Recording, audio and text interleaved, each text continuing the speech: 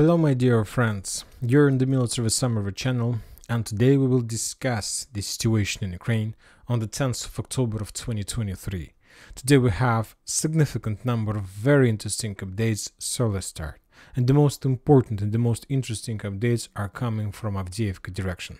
As you can see, I have already added significant number of icons that shows the situation, the events that took place during the day. And it is very important to understand how did the operation Avdiivka encirclement, Avdiivka cauldron operation, Avdiivka offensive operation started.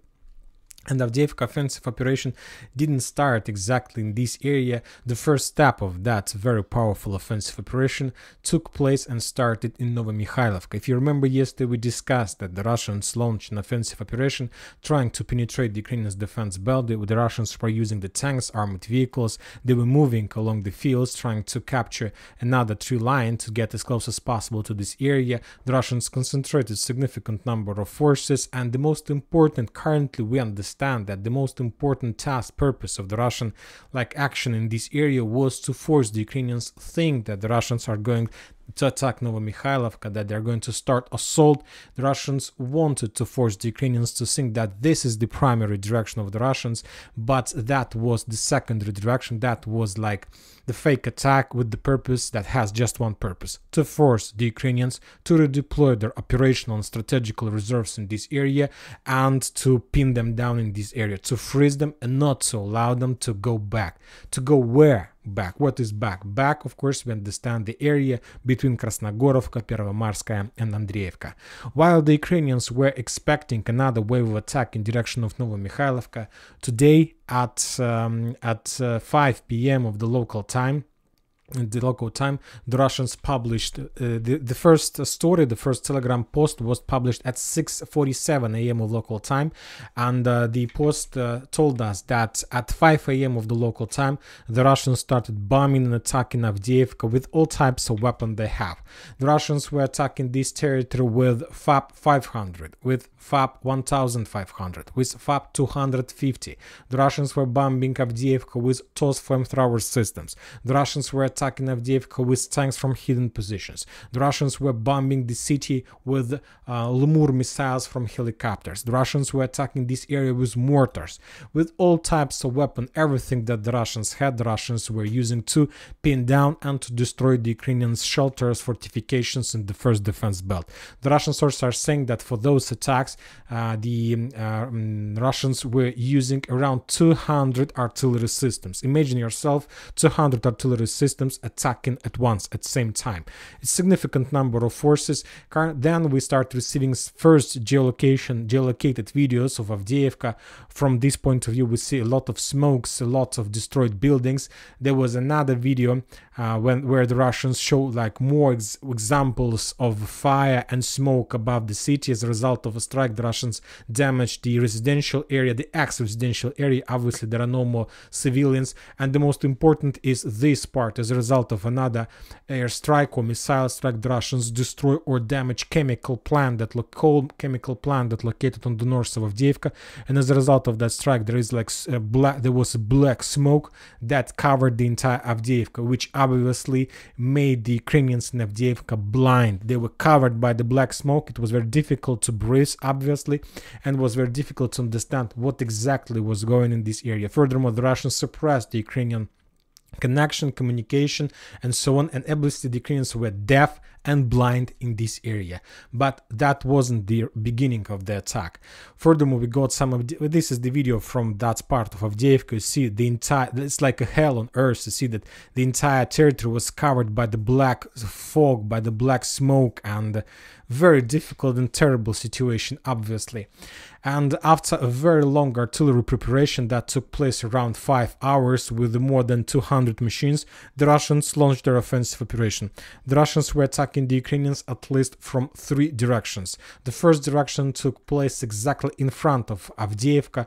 The Russians were using for that attack mainly just infantry under protection of armored vehicles, and the Russians were trying to maintain and to shorten the positions and the gray zone, to maintain the gray zone and to get as close as possible to the Ukrainian positions on the south of the city. So basically, as a result of that attack, the Russians were trying and planning to establish control over 3 lines in the trenches between Avdiivka and the cities and settlements like Oputna and Spartak. For these purposes, the Russians were using mainly infantry and the heavy of protection of light armored vehicles. During those attacks, the Russian forces were supported by helicopters. Significant number of Ka-52, Mi-8, Mi-24 was flying in direction of Avdiivka and were attacking the Ukrainian forces in positions with different types of missiles, controlled and uncontrolled one. And this is very difficult and very difficult and dangerous maneuvers. Imagine yourself, the Russian helicopters were right in front of Avdiivka in a few kilometers, and there were very heavy risk, like 99% of risk that these helicopters would be shot down by the Ukrainian air defense systems, but the Ukrainians were so suppressed, were so freezed and pinned down, so they couldn't even raise their heads to shut down the Russian helicopters. Significant, amazing video of Russian support, and those helicopters and the pilots knew that if they didn't help the Russian soldiers, then the Russian soldiers would die during the storming process. That was the first wave of attack on the south. Currently, we don't have any updates regarding the success and the progress of those forces, but the sources are saying that the Russians managed to maintain few hundreds meters and get closer to Avdiivka. The second area of Russian attack was a little bit to the west, from Vodyane in direction of Toninki, in the city by the name of Severne. For those purposes, the Russians were using armored fists, significant number of tanks and armored vehicles and tanks with demining equipment, and the main purpose was to bypass the Ukrainian defense belt and to get as close as possible and to capture the city by the name of Toninka and Severne. So basically, as a result, and the main goal of that attack was to establish control at least over these fields. And the most important that Ukrainian sources are saying, there was of course a radio signal, there was a lot of conversations between the Ukrainians from one side of Avdiivka with another, and according to information we have, they was they didn't realize and they didn't understand how the Russians managed to bypass the minefields between Tonika and Vodyane. How did they manage to cross this area and not being destroyed?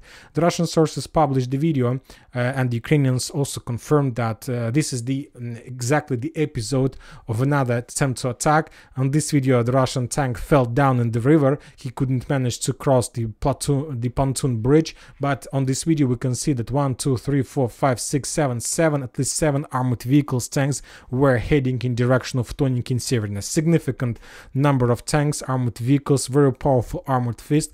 One more time, we haven't received the video results of that attack, but we understand the main purpose of those attacks that the Russians were trying to implement on the southern Avdiivka direction.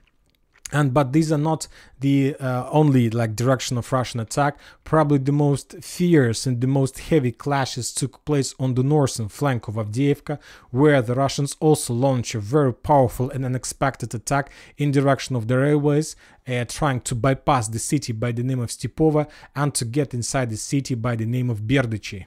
This was the Russian offensive operation on the northern flank.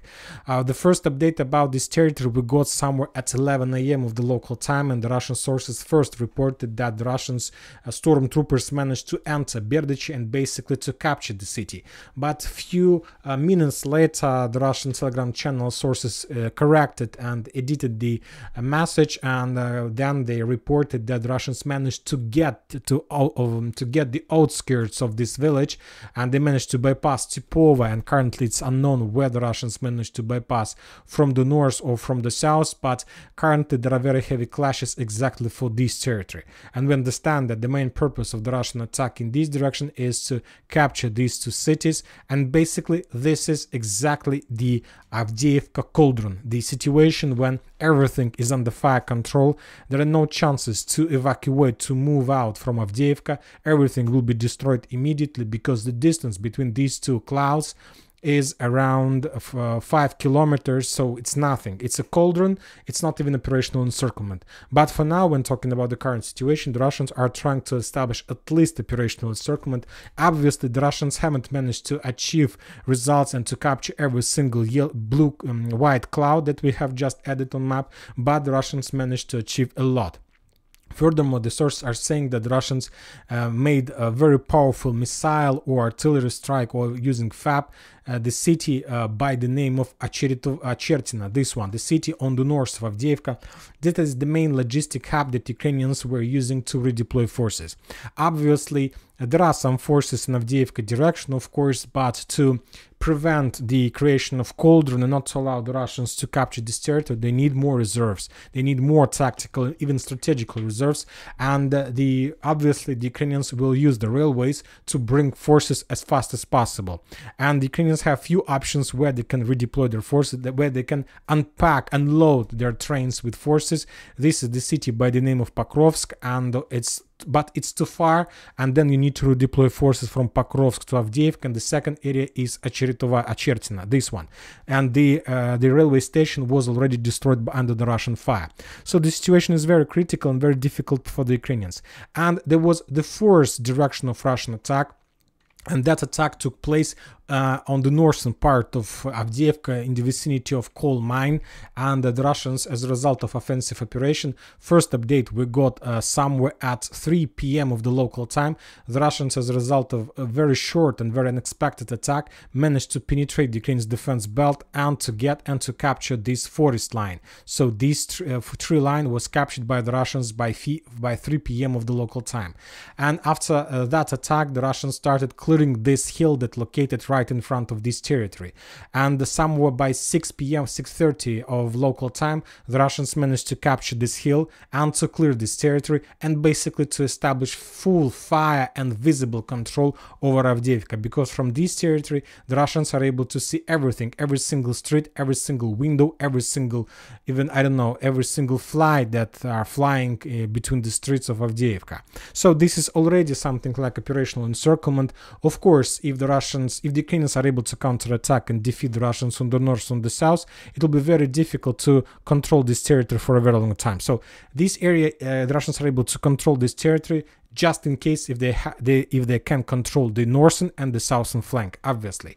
Furthermore, we got some video from exactly northern direction. The Russians were showing the episodes of today's clashes. There, as you can see, a lot of bullets, a lot of rounds flying from one side to another, smoke, fire, secondary detonations, bombs and missile strikes, FPV drone strikes. So the territory was under very heavy fire, and the sources are saying that this is not just we understand why Avdiivka is important, obviously, but today the sources reported that Avdiivka is also important for another reason. First of all, according to some intelligence information, Avdiivka is not just like a big stronghold with significant number of underground facilities and blah blah blah. Avdiivka, first of all, there was like a very interesting comparison. Avdiivka is something like the territory of United States of America on Donbas front line. So there are even NATO bases on the ground of Avdiivka. There are NATO officers, there is a very powerful headquarters, checkpoint with NATO soldiers, with United States officers who try to control the entire situation. It was like some kind of humiliation, like to have like almost the territory of United States of America right in front of Donetsk. So that was like comparison that the author of article provided when talking about Avdiivka. So this is a very important operation, and we understand that the Russians will not count their losses, because obviously they need to reduce the artillery strikes and shelling of Donetsk. They need to force the Ukrainians to step back. Obviously, we understand that Ukrainians during the next 12 hours will try to redeploy their forces, and as we discussed, the main areas where the Ukrainians will try to redeploy forces are going to be Pokrovsk, because this is like the most important logistic hub. The next area, of course, is Kurakhova, another logistic hub, and the third area is Achertina, the last logistic hub that Ukrainians can use to bring forces very fast using their trains. But I'll remind you, let's increase the number of updates since the 1st of let's say August. I'll remind you that Ukrainians have a very big hole in this area. If you remember, during the previous 2 months, the Russians destroyed significant number of Ukrainian forces. The Russians destroyed a lot of trains with equipment exactly in this direction. The Russians destroyed a lot of bases and headquarters and air defense system in this area. The Russians destroyed another train with ammo and tanks that were heading somewhere in Donetsk. The Ukrainians had a very big black hole exactly in this area. And I'm sure for 100% that because of problems with air defense, everything that will arrive this night in Pokrovsk, in Kurakhova, in any of these cities will be destroyed immediately. And the Russians were doing exactly, they were testing and training their forces, their reconnaissance, their intelligence exactly in this area for exactly this day, to be ready for arrival of Ukrainian reinforcement. Avdiivka attack is not the most important. Anyway, there's going to be very bloody and heavy clashes. The most important question and the most important event that will determine the entire situation in Donetsk and South Donetsk direction, how the Russians are able to destroy the Ukrainian reinforcement when the Ukrainian reinforcements arrive. And the answer to this question will give us the exact understanding of the entire results of the battle for Avdiivka. And this situation will be resolved probably this night and the next day, because this is exactly the time when the Ukrainians need to redeploy strategical forces. But the battle for Avdiivka is not the only thing, not the only event that took place today on this direction. The Ukrainians tried to stop the Russians with the sources they have, and today they published the video how the Russians were trying to probably move some reserves, or maybe they were evacuating wounded soldiers, or maybe they were moving some ammo to the combat line. The Ukrainians established some artillery control over the main supply roads, and as a result of artillery strike, the Ukrainians managed to destroy at least 3 trucks with supply that probably were heading to the combat line. On the southern area from Donetsk, there is another city by the name of Krasnogorovka. And this is the city where we were expecting also offensive operation for the previous days, and we know that we also can increase the number of days since, let's say, for the 1st of September, and we see how the Russian forces were focused. Let's say it's better to use from the 1st of August, and from the 1st of August we see the Russian focus above this territory, and I was expecting the Russian offensive operation in this direction as well.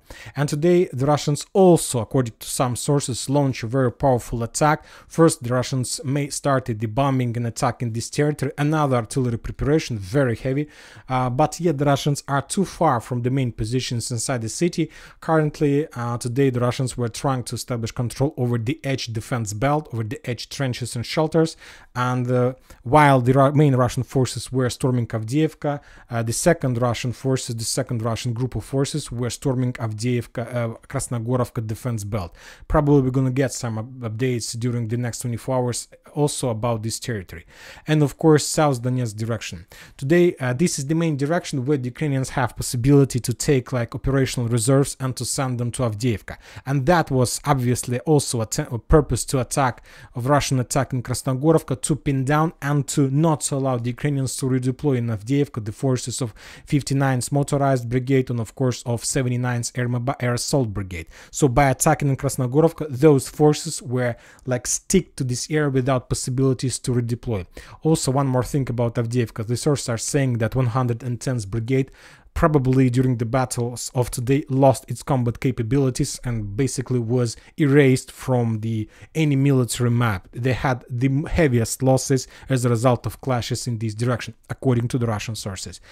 On South Donetsk direction, the Russians were attacking the Ukrainians as a result of artillery duels, counter-artillery duels. The Russians managed to discover a significant number of artillery systems, and as a result of counter-artillery duels, those artillery systems were destroyed.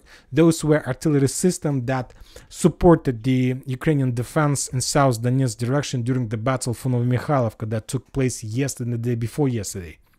Another M777 howitzer was destroyed in the vicinity of the city by the name of Katerinovka. That system was destroyed as a result of Lancet strike. Also another system that supported Ukrainian defense during the battle for Novomikhailivka and of course Avdiivka. Another artillery system, or probably some kind of operational ammo depot between the three lines, was destroyed as a result of Krasnopol strike. Also another damage to the Ukrainian logistic and their possibilities to stand on this territory. And the most important updates about this territory are coming from the fields and the tree lines in the vicinity of Ugledar, between Ugledar and Mikolskaya. The Russians continue bombing and shelling this territory with all types of weapons they have. As I understand, this is another area of artillery preparation, and we need to expect the activation of Russian attack in this direction probably within the next 24 hours.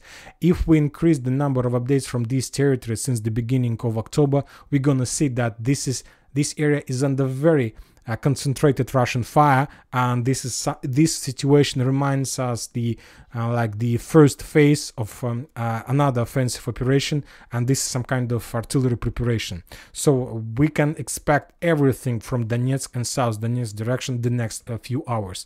The Ministry of Defense of Russian Federation reported that as a result of clashes on Donetsk direction, the Ukrainians lost 165 soldiers, and on the South Donetsk direction, the Ukrainians lost 200 soldiers.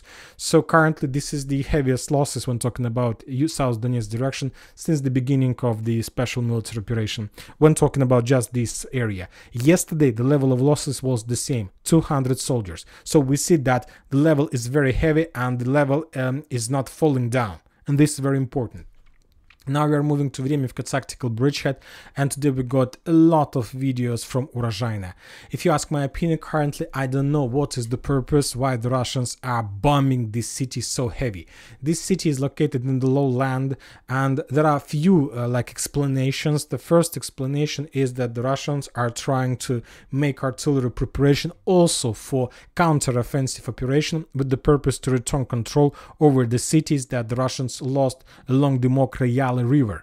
The second explanation of that attack is that the Russians are trying to force the Ukrainians think that they're going to attack in this direction, and to force them to keep some operational reserves, because another counter-offensive operation the Ukrainians would not be able to survive. They will basically collapse and everything might happen on this direction. So very interesting situation on this area, and we'll see what the Russians are planning. But two options: or they want to counterattack, or they just want to force the Ukrainians to keep some forces, very important, very necessary forces on Avdiivka, but to keep them in this direction.